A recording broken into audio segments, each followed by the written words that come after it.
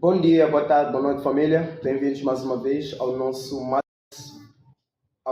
vídeo, onde nós queremos hoje falar das formas de exploração econômica na África e em Moçambique em especial, e também enfatizar mais o papel das companhias monopolistas nesse processo, onde nós vamos, no final, ter de apresentar as formas específicas, segundo a resposta que deveria ser dada à questão número 2 do exame de 2024, 10ª classe, primeira época. Certo?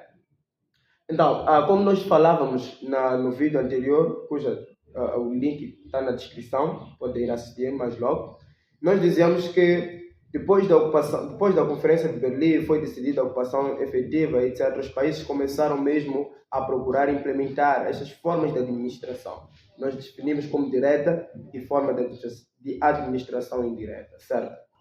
Os países, depois de terem implementado ou instalado o sistema de administração colonial, as formas de administração colonial, o que seguiu-se depois foi a tentativa de ocupar esses territórios ou de aproveitar os espaços que haviam sido conquistados ou que estavam sendo conquistados.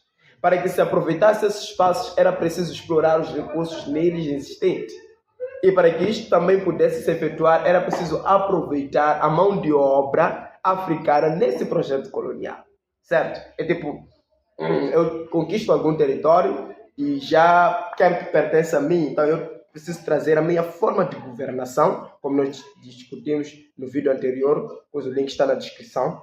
E não só a forma de administração, mas como me aproveitar daquele espaço que já pertence a mim. Então foi basicamente o que as potências imperialistas procuraram fazer. Como aproveitar, como explorar os vários recursos existentes em África de uma forma barata. Se eu conquisto algum lugar e eu quero implementar o meu governo neste lugar, eu tenho também de saber aproveitar esses territórios. Aliás, a ocupação efetiva também baseia-se nisso, que as potências tenham capacidades para explorar esses territórios. Certo? Então, o que aconteceu? Qual foi uma das estratégias usadas pelos países imperialistas para poderem explorar os territórios?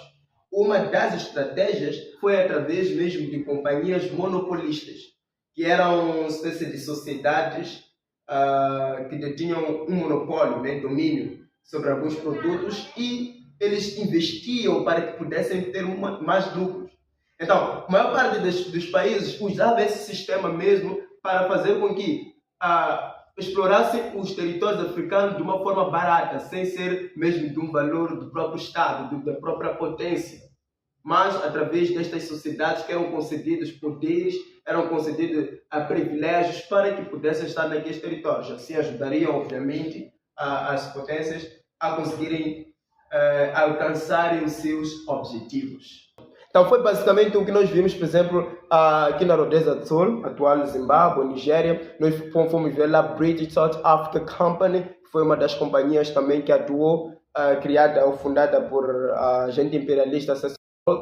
Fomos vendo também outras companhias existentes em várias colônias, inclusive em Moçambique. Porque uma coisa é clara, Portugal, o crescimento de Portugal não acompanhou o crescimento, ou melhor, não andou em paralelo com o crescimento de outras potências imperialistas daquela época. Então, em outras palavras, Portugal não estava tão favorecido economicamente para poder colonizar e para poder explorar os recursos do território.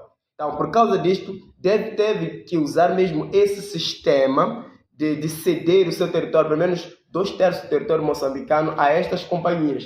É por isso que surgem neste palco as companhias majestáticas, que eram companhias com poder, eram companhias com direitos para poderem explorar nesses territórios. Em outras palavras, estamos a dizer que no norte de Moçambique, por exemplo, nós temos companhias de Niassa a operarem na província de Niassa e Cabo Delgado. Temos companhia de Moçambique a operar também Manica e Sofala. Então também temos companhia de Zambésia. Foram companhias, uma parte majestática das outras arrendatárias, que funcionaram mesmo como um mecanismo próprio para a exploração do território moçambicano ou também do território toda a África portuguesa. Então, em outras palavras, estamos a dizer que, por um lado, Portugal ficou com a parte sul, onde poderia explorar através de trabalho migratório na África, nas minas da África do Sul. Por outro lado, cedeu o seu território às companhias majestáticas e companhias arrendatárias. Então, à semelhança de África, das potências imperialistas em África, Portugal também optou por esta via. Então, quando nós perguntamos, por exemplo, quando eu via o exame da 10ª classe, como eu dizia anteriormente, o exame da 10ª classe, primeira época de 2024, história, não é? Uma das perguntas estava pedindo mesmo as formas de exploração econômica, que as pessoas foram colocando direta e indireta, o que não é isto. Nós dizíamos que podemos incluir mesmo a exploração de mão de obra, porque com o aproveitamento do território, então as pessoas já podiam, as colônias, as potências imperialistas podiam pensar na exploração de mão de obra, principalmente barata, que os fizesse colocar a própria potência, a própria colônia em funcionamento. E não só, nós também tínhamos lá a questão do trabalho forçado, que era um dos direitos que as companhias tinham para implementar. Além disso, temos a cobrança de impostos, também as companhias.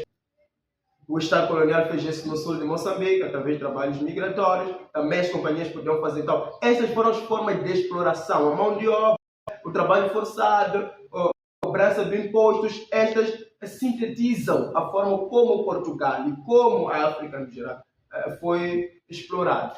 Como Portugal explorou a África e como Portugal explorou especificamente o território de Moçambique. Espero que tenhamos ajudado e voltamos breve com o próximo vídeo. Até lá!